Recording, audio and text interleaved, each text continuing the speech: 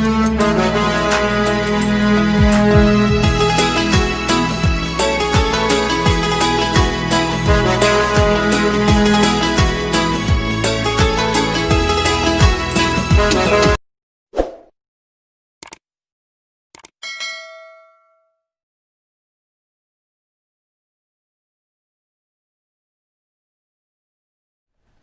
गुरुदेव विद्यार्थी मित्रों, धोरण 10 सामाजिक विज्ञान आज एक महत्वपूर्ण नवु प्रकरण 5मु शुरू करवा जई रह्या छीए। भारतनो विज्ञान अने टेक्नोलॉजी क्षेत्रनो वारसो। विज्ञान टेक्नोलॉजी आजनो महत्वपूर्ण ए बाबत विषय अने परीक्षाना अनुसंधाने जोईए तो जे जूनो गुणभार हतो, केम के आ वर्षे तमारा सिलेबसमांथी 30% कोर्स ए कापवामां आव्यो छे, एटले नवी पेपर स्टाइल के ब्लूप्रिंट आवशे। पण जे रेग्युलर हतो ए प्रमाणे गुणभार 4 छे अने 4 गुणनो प्रश्न सेक्शन डी नो प्रश्न आमांथी पूछाय छे। एटले के आम तो 6 थियरी छे, आखा प्रकरण में 6 प्रश्न ज छे, 6 थियरी छे अने 6 थियरी एटले 4 गुण। सरल भाषा में परीक्षा की दृष्टिए जोईए तो अने बहु महत्वनी बात तो ये छे कि आपने ख्याल आवे कि भाई साइंस एंड टेक्नोलॉजी क्षेत्र में जे अपनी भ्रमणा है कि आ तो यूरोपीय कंट्री अथवा तो अमेरिकन कंट्री है कि अमने के अदर कंट्री जे है अमने आप्यु है, वास्तविक रीते जो जोईए तो ये बधाना संशोधन में क्यांक ने क्यांक भारतना जे ऋषि मुनिओ हता एमने आपेलू ज्ञान ए पायानु ज्ञान साबित थयुं छे। एनी वातो आपणे प्रस्तुत प्रकरण में करवाना छे। परीक्षा की दृष्टिए पण खूब महत्वनु प्रकरण है, केम के सविस्तार प्रकारनो प्रश्न जे छे आमांथी पूछाय छे। एटले मोटी थियरीओ भले दीर्घ प्रश्ननी दृष्टिए जोईए छे पण एकदम सरल अने भारतना विज्ञान टेक्नोलॉजी विशेनु ज्ञान प्राप्त थाय एवं बहु महत्वपूर्ण प्रकरण भणवा जई रह्या छीए। शरूआत करीए प्रस्तावनाथी। आजे विज्ञान ने टेक्नोलॉजी ने कारणे विश्वना राष्ट्रो एकबीजाथी नजीक आवी रह्या छे। जे संशोधनों थया एने कारणे भौतिक अंतर ए घट्यु। खूब झड़पथी एक खंड में बीजा खंड में लोग जई सके छे बाय प्लेन। कल्पना करो कि ये हवाई जहाज की शोध न हो तो एक देश में बीजा देश में वहाणों द्वारा जवू, स्टीमर द्वारा जवा में समय, स्टीमर नी पण मानी लो कि शोध न हो तो ये अकल्पनीय थी जाए। भारतनी व्यक्ति यूएसए जवू कि आफ्रिकन देश में जवू, ऑस्ट्रेलिया जवू अथवा तो रशिया कि अन्य कोई देश, तो विज्ञान और टेक्नोलॉजीए लोकोने वच्चेनु भौतिक अंतर ज घटाड्युं एवुं नथी। लोको एकबीजाथी नजीक आव्या, समजता थया। आपणे जाणीए छीए कि કેટલીક સદીઓ પહેલાં खूब आक्रमणों थता हता। बीजानी धरती बीजानो राष्ट्र पड़ावी लेवा माटे युद्धों थता हता। हवे लोकोए अभिगम बेटलो छे ने एमां पण विज्ञान ने टेक्नोलॉजी ए महत्वनो भाग भजवे छे। लोकोमां सहअस्तित्वनी भावना ऊभी थई छे। एक नवो अभिगम आव्यो छे। ए माटे पण विज्ञान ने टेक्नोलॉजीए सहयोग आप्यो छे। आजे विश्वना राष्ट्रो एकबीजाथी नजीक आव्या छे। ब्रधरहुड भाईचारो केळवाणो छे। सहअस्तित्वनी भावना ऊभी थई छे। एमां विज्ञान ने टेक्नोलॉजीनो फाळो छे। तो विज्ञान अने टेक्नोलॉजी आम तो बंने भिन्न शब्द है, पण वर्तमान समये मोटा भागे आ बंने साथे बोलाय छे। Science and technology. આપણે જાણીએ વિજ્ઞાન એટલે શું અને ટેકનોલોજી એટલે શું. વિજ્ઞાન એટલે વિશેષ જ્ઞાન.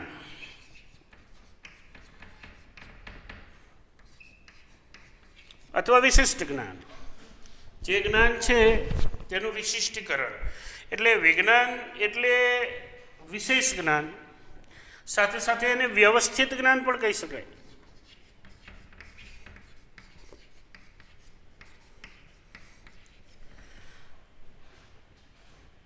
એક આધારભૂત જ્ઞાન જેને તમે પ્રયોગની એરણ ઉપર તપાસીને મૂકો એવું જ્ઞાન એટલે વિજ્ઞાન.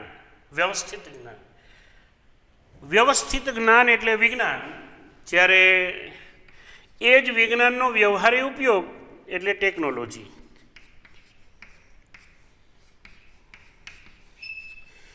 ટેકનોલોજી એટલે વિજ્ઞાનનો વ્યવહારુ ઉપયોગ.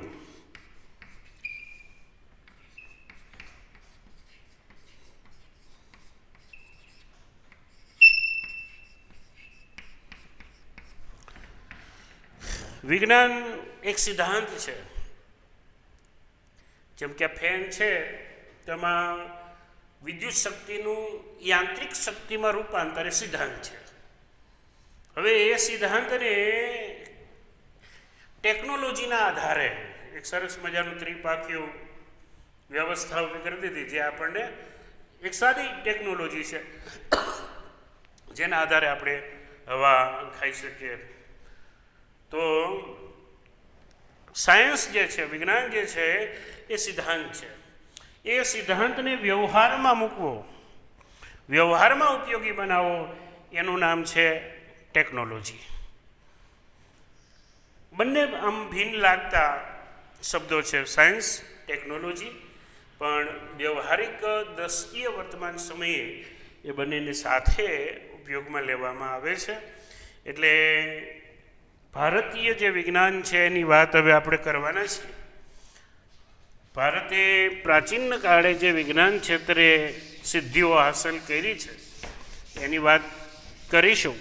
આપણા જે ઋષિમુનિઓ હતા એ વૈજ્ઞાનિકો જ હતા. એને આપેલી વાતોને ક્યાંક ને ક્યાંક આપણે માત્ર આધ્યાત્મિક સમજી બેઠા છે. એમને ચોક્કસ સિદ્ધાંતો આપ્યા છે. વિશ્વને જ્યારે ખગોળીય જ્ઞાન નહોતું ત્યારે એ ભારત પાસે અવકાશન અંગેનું જ્ઞાન, 10 ગ્રહો વિશેની વાત એ આપણા ધાર્મિક પ્રાચીન પુસ્તકો રામાયણમાં પણ છે. જ્યારે કોઈ શાસ્ત્રોનું સર્જન નહોતું થયું એવા ભારતના વેદો છે એમાં પણ ખ્યાલ છે, ઉપનિષદોમાં ખ્યાલ છે. એટલે ખગોળીય જ્ઞાન એ ભારતનું સૌથી પ્રાચીન જ્ઞાન છે. ભારતના ઋષિમુનિઓએ માત્ર આધ્યાત્મિક દ્રષ્ટિ બિંદુ જ અપનાવ્યો તેવું નથી. આ આપણો એ એક દ્રષ્ટિકોણ બની ગયો છે કે આપણે માત્ર તત્વજ્ઞાન અને આધ્યાત્મિકમાં રચાપચા રહેનારા લોકો હતા. વાસ્તવમાં એ લોકોનો દ્રષ્ટિકોણ વૈજ્ઞાનિક અભિગમ હતો, આધ્યાત્મિકતા સાથે વિજ્ઞાન. હા, આધ્યાત્મિકતા ચોક્કસ હતી. આધ્યાત્મિકતા અને વિજ્ઞાન, ધર્મ અને વિજ્ઞાન, આ બંનેને જોડીને આપણી સામે મૂકવામાં આવ્યું છે. પ્રાચીન ઋષિમુનિઓએ આપણને ઘણા બધા ક્ષેત્રનું જ્ઞાન આપ્યું છે. ચાહે તે ધાતુ વિદ્યા હોય, રસાયણશાસ્ત્ર હોય, વૈદક વિદ્યા હોય, શૈલ્ય ચિકિત્સા હોય, કે પછી ગણિતશાસ્ત્ર હોય, ખગોળશાસ્ત્ર હોય, જ્યોતિષશાસ્ત્ર હોય, વાસ્તુશાસ્ત્ર હોય, આવા અનેક શાસ્ત્રો, ફિઝિક્સ હોય, ભૌતિક વિજ્ઞાન, એ દરેક ક્ષેત્રનું જ્ઞાન આપણા ઋષિમુનિઓએ આપણને આપ્યું છે. એટલે આપણો જે દ્રષ્ટિકોણ છે એ હવે બદલીને સાચું સમજવાની જરૂર છે કે ઋષિમુનિઓએ માત્ર આધ્યાત્મિક કે તત્વજ્ઞાનનું જ જ્ઞાન આપ્યું છે એવું નથી. એમનો અભિગમ એ વૈજ્ઞાનિક હતો અને વૈજ્ઞાનિક દ્રષ્ટિકોણ સાથે ઋષિમુનિઓએ આ બધી બાબતો આપણી સામે મૂકી હતી. કેમ કે વર્તમાન સમયે જે વિશ્વનું વિજ્ઞાન છે, એ વિશ્વની જે સંશોધનો છે એમાં ક્યાંક ને ક્યાંક ભારતના ઋષિમુનિઓએ આપેલા જ્ઞાન વિજ્ઞાનનું એ તત્વ રહેલું છે. સમજીએ ભારતના પ્રાચીન જ્ઞાનની, પ્રાચીન વિજ્ઞાનની વાતો. શરૂઆત કરશું પહેલી થિયરીથી, અને પહેલી જ પહેલું થિયરી છે ધાતુ વિદ્યા. પરીક્ષામાં પૂછાઈ ગયેલો પ્રશ્ન છે. પ્રાચીન ભારતે ધાતુ વિદ્યામાં સાધેલી સિદ્ધિઓનું વર્ણન કરો. અથવા આવી રીતે પણ પૂછી શકાય, પ્રાચીન ભારતમાં ધાતુ વિદ્યામાં થયેલી પ્રગતિ વર્ણવો. પ્રાચીન ભારતે ધાતુ વિદ્યામાં કરેલી પ્રગતિનું પરિચય આપો. કોઈ પણ રીતે પ્રશ્ન પૂછી શકાય. તમારે મૂળ વાત ધાતુ વિદ્યાની જ છે. ધાતુ વિદ્યા આવે એટલે આ થિયરી, આ જે આપણે ચર્ચા કરી રહ્યા છીએ મહત્ત્વપૂર્ણ વાત એ ધ્યાનમાં લેવાની છે. તો પ્રાચીન કાળમાં ધાતુ, આમ તો 10મી અને 11મી સદી ત્યારથી ધાતુ શિલ્પો બનવાનું કે એ ધાતુ ક્ષેત્રમાં વિશિષ્ટ જેને કહી શકાય એવો વિકાસ એ આપણી સંસ્કૃતિમાં જોવા મળે છે. પણ સાથે સાથે કેટલાક મળી આવેલા અવશેષો જે છે એ આપણા ધાતુ વિજ્ઞાનના પ્રાચીન એ અવશેષોથી ખ્યાલ આવે છે. ત્યારે પણ પાષાણ યુગ પછી, તર્ત પછી એ ભારતીયોને ધાતુ વિજ્ઞાનનું સારું એવું જ્ઞાન હતું. અને એના ઘણા બધા ઉદાહરણ છે. અને પહેલું ઉદાહરણ તમારા ટેક્સ્ટ બુકમાં આપ્યું છે કે આપણી સિંધુ ખીણ સંસ્કૃતિ છે, ત્યાંથી એક નર્તકીની પ્રતિમા મળી આવી છે.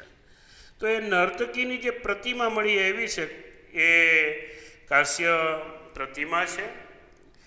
અને ધાતુ પ્રતિમાઓ બનાવવાની જે પરંપરા કુશાળ રાજવીઓના સમયમાં શરૂ થઈ, તક્ષશિલામાંથી જે પ્રાપ્ત થયેલા શિલ્પો છે, ભગવાન બુદ્ધની પ્રતિમા, બૌદ્ધ ધર્મ એ સમયે ભારતમાં એ વધારે વિકસેલો ધર્મ હતો. અને એ સમયની ભગવાન બુદ્ધની પ્રતિમા, એ ઉપરાંત ઘણા બધા શિલ્પો મહત્ત્વપૂર્ણ જેની વાત કરીએ તો એ શિલ્પ એટલે ભગવાન શિવનું નાદંત નૃત્ય કરતું શિલ્પ નટરાજ.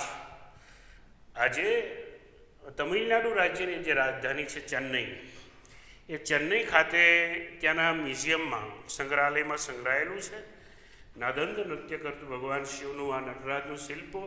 એ વિશ્વના ઉત્કૃષ્ટ જે નમૂનાઓ ગણી શકાય એમાંનું એક આ નાદંત નૃત્ય કરતું ભગવાન શિવનું એ નટરાજનું શિલ્પ એક ઉત્કૃષ્ટ શિલ્પ ગણી શકાય, જે ચેન્નઈના સંગ્રહાલયમાં સંગ્રહાયેલું છે. એ ઉપરાંત ભગવાન રામ એની ધનુર્ધારી અવસ્થાનું જે શિલ્પ છે, દેવદેવીઓના શિલ્પ છે, પશુ પક્ષીઓના શિલ્પ છે, સોપારી કાપવા માટેની સોળીનું શિલ્પ છે, દીવીઓ, આપણે ભગવાન સામે જે દીવા કરીએ છીએ એના માટેનું જે સ્ટેન્ડ છે એને દીવી કહેવાય.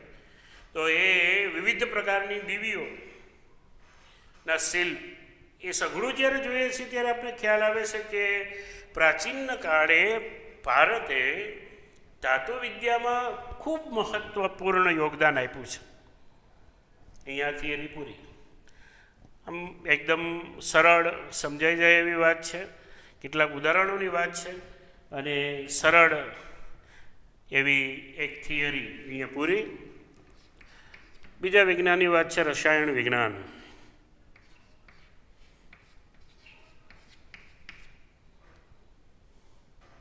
રસાયણ વિદ્યા. પ્રાચીન ભારતે રસાયણ વિદ્યામાં સાધેલી સિદ્ધિઓ અથવા તો પ્રગતિનું વર્ણન, જે હમણાં જ વાત કરીએ એમ ક્વેશ્ચન ફોર્માલિટી સેમ છે. ટોપિકને તમારે બરાબર યાદ રાખવાનો છે કે આ ટોપિક આવે એટલે વર્ણન આ થિયરીનું કરવાનું છે. ધાતુ વિદ્યાની સરખામણીએ રસાયણ વિદ્યા જોઈએ તે પ્રાયોગિક વિજ્ઞાન છે. રસાયણ વિજ્ઞાનની જે પ્રારંભિક મહત્વપૂર્ણ શરૂઆત જે છે એ નાલંદા વિદ્યાપીઠના મહર્ષિ નાગાર્જુને કરેલી રસાયણશાસ્ત્રી ગણી શકાય, અને એમને બહુ મહત્ત્વપૂર્ણ ત્યાં આ બાબત છે એને દર્શાવેલી. મહાન રસાયણશાસ્ત્રી ગણી શકાય. એમને રસરત્નાકર અને બીજો એક મહત્ત્વનો ગ્રંથ આપ્યો આરોગ્ય મંજરી. આ બે એમના મહત્ત્વના ગ્રંથો છે. આચાર્ય નાગાર્જુન એ સમયના એ નાલંદા વિદ્યાપીઠના રસાયણ વિભાગના પ્રોફેસર, આજની ભાષામાં કહીએ તો એ તજજ્ઞ વ્યક્તિ કે જેમને આ ક્ષેત્રમાં ખૂબ મહત્ત્વપૂર્ણ કામ કર્યું. એમને કેમ કે એ સમયે આપણું આયુર્વેદ ઔષધ ક્ષેત્રમાં હતું, એટલે આયુર્વેદિક ઔષધો જે છે વનસ્પતિજન્ય ઔષધો, એની સાથે સાથે રાસાયણિક ઔષધોની શરૂઆત કરી. પારાની ભસ્મ બનાવી અને એનો ઔષધ તરીકે ઉપયોગ કરવાની જે પરંપરા છે એ પરંપરાની શરૂઆત નાગાર્જુને કરેલી. અને નાલંદા વિદ્યાપીઠમાં રસાયણ વિજ્ઞાનના અભ્યાસ હેતુથી સંશોધન માટે પ્રયોગશાળાઓ અને ભઠ્ઠીઓનું પણ એ વ્યવસ્થા હતી. એટલે ત્યાં અભ્યાસ કરતા જે અભ્યાસુઓ છે, જે રસાયણ વિદ્યાનો અભ્યાસ કરી રહ્યા છે, એ વિદ્યાર્થીઓ સંશોધન પણ કરી શકે અને શિક્ષણ પ્રાપ્ત કરી શકે. સંશોધનને શિક્ષણની પ્રક્રિયા સાથે આવી વ્યવસ્થા નાલંદા વિદ્યાપીઠમાં એ નાગાર્જુનના સમયમાં હતી. એટલે મહત્ત્વપૂર્ણ સંશોધનો જે છે એ સમયે ભારતમાં આ ક્ષેત્રમાં, રસાયણ ક્ષેત્રમાં પારાની ભસ્મ બનાવી એનો ઔષધ તરીકે ઉપયોગ કરવો, વિવિધ પ્રકારના રસાયણના જે રસ છે, મુખ્ય રસ હોય, ઉપરસ હોય, 10 પ્રકારના વિષ, જેને આજની ભાષામાં આપણે કેમિકલો કહીએ છીએ, તો એનો વિવિધ ઉપયોગો જે છે એ કેવી રીતે લઈ શકાય, વિવિધ ક્ષારનો ઉપયોગ કેવી રીતે થઈ શકે, એનું વર્ણન એમાં કરવામાં આવ્યું છે. અને બહુ મહત્ત્વની વાત, ઉદાહરણો કેટલાક આપ્યા છે. કેમ કે વિજ્ઞાન છે, વિજ્ઞાન તો એ તમારે સાબિતી આપવી પડે, પુરાવો આપવો પડે. પુરાવાના આધારે એ પ્રૂવ કર્યા પછી જ સાયન્સ એને સ્વીકારે. તો એવા કેટલાક ઉદાહરણો છે કે ઉત્કૃષ્ટ ઉદાહરણ પહેલું જે આપ્યું છે સુલતાનગંજનું છે. બિહારમાં આવેલું સ્થળ છે સુલતાનગંજ. ત્યાંથી ભગવાન બુદ્ધની 7.5 ફૂટની 1 ટન વજન ધરાવતી પ્રતિમા મળી આવી છે. એ રસાયણ વિદ્યાનો ઉત્કૃષ્ટ નમૂનો છે. ને બીજું એક બહુ મહત્ત્વનું ઉદાહરણ છે, એ છે ભગવાન બુદ્ધની 18 ફૂટની તામ્ર મૂર્તિ નાલંદામાંથી મળી આવી. અને મહત્ત્વપૂર્ણ, ખૂબ ઉત્કૃષ્ટ ગણી શકાય એવું ઉદાહરણ ગુપ્ત કાળનું છે. ગુપ્ત યુગનો શાસક વિક્રમાદિત્ય દ્વિતીય, વિક્રમાદિત્ય બીજો એટલે કે ચંદ્રગુપ્ત, ચંદ્રગુપ્ત બીજો જે વિક્રમાદિત્ય તરીકે ઓળખાતો, એમને કોઈ વિજય પ્રાપ્ત કર્યા પછી એ વિજયની કાયમી યાદ માટે દિલ્હી આજનું જે છે ત્યાં દિલ્હી ખાતે એક વિજય સ્તંભ જે લોખંડનો છે, લો સ્તંભ જેને આપણે કહીએ છીએ, એ લો સ્તંભ ઊભો કરાવ્યો. 24 ફૂટ ઊંચો આ લો સ્તંભ કે જે સદીઓથી તાડ તાપ વરસાદમાં ઊભો છે. સામાન્ય રીતે આપણે સમજીએ છીએ, જાણીએ છીએ કે લોખંડ છે એને બહાર રાખવામાં આવે તો એક મંદ દહનની પ્રક્રિયા છે, કાટ લાગવો હોય. કેમિસ્ટ્રી તમે જાણો છો, વિજ્ઞાનના આધારે તમને ખ્યાલ છે કે ભાઈ લોખંડમાં કાટ લાગવો એ સહજ પ્રક્રિયા છે, એક પ્રકારની મંદ દહનની ઘટના છે. તો સદીઓથી ઊભો છે, છતાં પણ આજ સુધી, ત્યારથી આજ સુધી કાટ નથી લાગ્યો. એ કાટ નથી લાગ્યો એ દર્શાવે છે કે એમાં એવા કોઈ રસાયણો ઉમેરવામાં આવ્યા છે કે જેથી કરીને એનું એ જે દહન થતું હોય ન થાય, કાટ ન લાગે.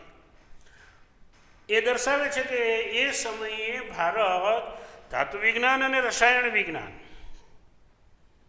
આ બંને ક્ષેત્રે બહુ મહત્ત્વપૂર્ણ જ્ઞાન ધરાવતા હતા.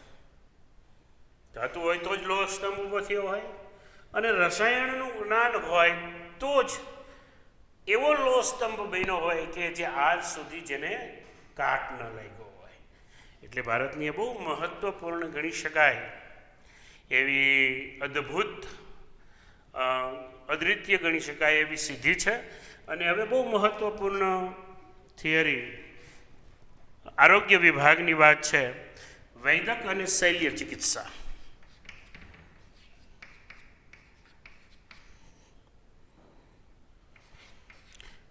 વૈદક વિદ્યા અને શલ્ય ચિકિત્સા.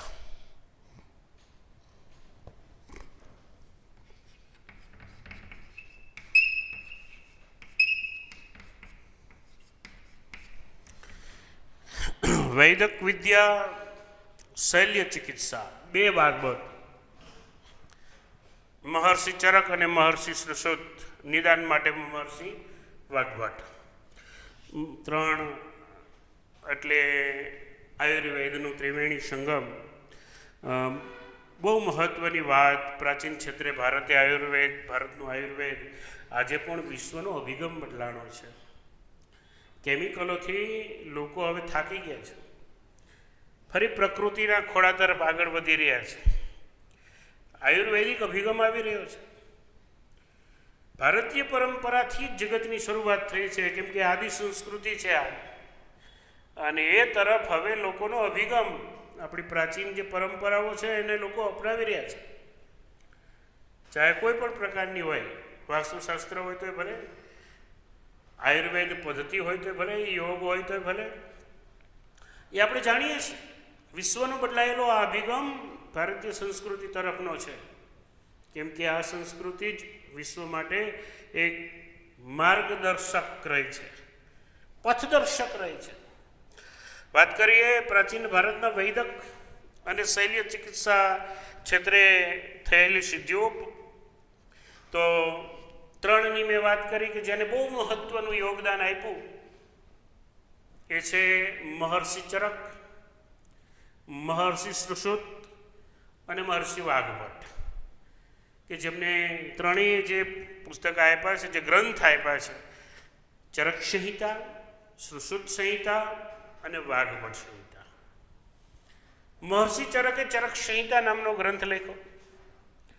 ચરક સંહિતામાં 2000 ઉપરાંત ઔષધીય વનસ્પતિનું વર્ણન છે. એટલું છે. વનસ્પતિ કેવી રીતે ઓળખવી, એનો ઔષધીય ઉપયોગ શું છે, એમાંથી ઔષધ કેવી રીતે પ્રિપેર થઈ શકે, અને એ ઔષધનો ઉપયોગ કેવી રીતે કરવાનો, બધું જ વર્ણન.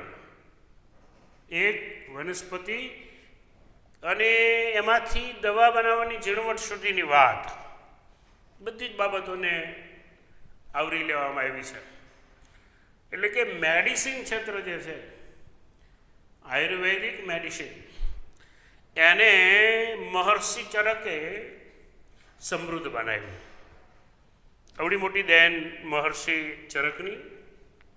મહર્ષિ સુશ્રુત એટલે આજના જે આપણે જેને MS કહે છે, સર્જન, એ પ્રાચીન કાળના સર્જન, અને એમને વાટકાપના 127 જેટલા ઓજારો સર્જરી માટે બનાવેલા, અને એમાંથી કેટલાક તો એવા તીવ્ર ધારદાર હતા કે જે માથાના વાળને ઊભો ચીરી શકે, એટલા બારીક. 127 જેટલા આવા સાધનોનો એમનો ઉલ્લેખ મહર્ષિ સુશ્રુતના ગ્રંથ સુશ્રુત સંહિતામાં કરવામાં આવ્યો છે. વાટકાપ વિજ્ઞાનનો જેમને વિકાસ કર્યો મહર્ષિ સુશ્રુત, અને નિદાન અંગેનું જે સંશોધન છે, નિદાન કરવા માટે જેમને મહત્ત્વપૂર્ણ યોગદાન આપ્યું એ છે મહર્ષિ વાગ્ભટ. તો એમને નિદાન માટેનો ગ્રંથ લખ્યો છે. અને હવે જે મહત્ત્વપૂર્ણ વાત છે, પ્રાચીન ભારતનું જે વૈદક શાસ્ત્ર જે હતું, એમાં જે બાબતો છે, તો ઔષધો જે છે, ચાહે ખનિજ હોય, વનસ્પતિ જ હોય કે પ્રાણી જ હોય, આયુર્વેદમાં આ ત્રણ બાબતોનો ઉલ્લેખ કરવામાં આવે છે: વનસ્પતિ જ, ખનિજ અને પ્રાણી જ. તો એની ઝીણવટભરી માહિતી આપવામાં આવી છે. કેવી રીતે તૈયાર કરવી, એનો ઉપયોગ કેવી રીતે કરવો, એ બધી જ વાતો છે એ કરવામાં ચરક સંહિતામાં કરવામાં આવી છે. કેવી રીતે એનું વર્ગીકરણ થઈ શકે. વાટકા વિજ્ઞાનની વાત કરીએ, ચરક પછી શૃષક, વાટકા વિજ્ઞાન. તો એ સમયે પણ આજે જે સર્જરીઓ થાય છે એવી સર્જરીઓ કરવામાં વાટકપ કરવામાં આવતું હતું. હાથ પગ હોય અને બ્લડ સર્ક્યુલેશન અટકાવવાનું હોય તો પ્યાલા આકારનો પાટો બાંધવાનો અને લોહીનું પરિભ્રમણ અટકાવવામાં આવે અને ઓપરેશન કરવામાં આવે. એ સિવાય અન્ય પણ સર્જરીઓ, ઓપરેશન અલગ અલગ પ્રકારના થતા હતા.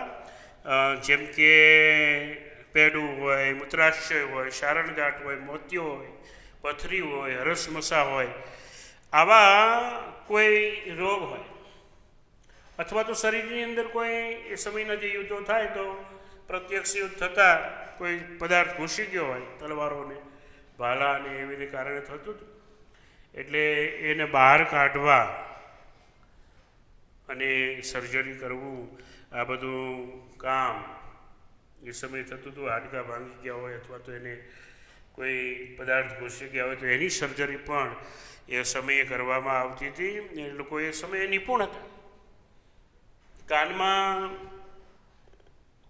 આભૂષણો પહેરવાની પરંપરા ભારતની પ્રાચીન છે અને વજનદાર પહેરે એટલે ઘણી વખત કાનની બૂટ તૂટી જતી હોય એટલે કાન કે નાકની આવી સારવાર માટે પ્લાસ્ટિક સર્જરી, એ સમયે પણ પ્લાસ્ટિક સર્જરી કરી શકે એવા ભારતના મહાન ગણી શકાય એવા વૈજ્ઞાનિક ધરોહરો ગણી શકાય, એમને આ પ્લાસ્ટિક સર્જરી પણ કરી છે.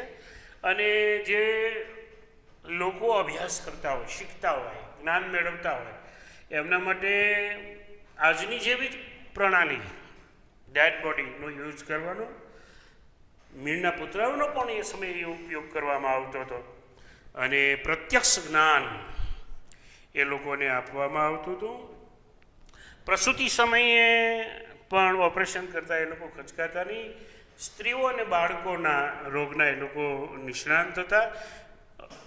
નિદાનની કે પ્રથા આજની જેમ આપણે રિપોર્ટ કરાવીએ છીએ વિવિધ પ્રકારની ટેકનોલોજીના આધારે, એ સમયે રોગના ચિહ્નો ઉપરથી નિદાન કરવામાં આવતું અને વર્ગીકરણ કર્યા પછી ઉપચાર કરવામાં આવે. નિદાનની પ્રણાલી એવી હતી, પ્રત્યક્ષ દર્શનથી એમના શરીર ઉપર એમના જોવા મળતા લક્ષણો છે એના ઉપરથી નિદાન થાય, સારવાર થાય અને પછી લાંબા સમય સુધી અમુક પરેજી રાખવામાં આવે જેથી કરીને ફરીથી એ રોગ ન થાય. એટલે પરેજીઓ પણ આપતા હતા. પ્રાચીન કાળે ભારતમાં માત્ર માણસો માટે જ મેડિકલ ફેસિલિટી હતી એવું નથી, પ્રાણીઓ માટે પણ વ્યવસ્થા હતી. કેમ કે એ સમયે બે મુખ્ય આવાગમન માટેના માધ્યમો યુદ્ધો થતા કે અન્ય સ્થળે જવું હોય એટલે ઘોડા અને યુદ્ધોમાં સાહેબ હાથી, એટલે એ બંને માટે ઘોડા માટે અશ્વશાસ્ત્ર અને હસ્તી આયુર્વેદ કે જે બહુ મહત્ત્વપૂર્ણ ગ્રંથ ગણી શકાય એ હસ્તી આયુર્વેદ અને શાલિહોત્રનું અશ્વશાસ્ત્ર એ મહત્ત્વના છે. મહર્ષિ વાઘભટ્ટે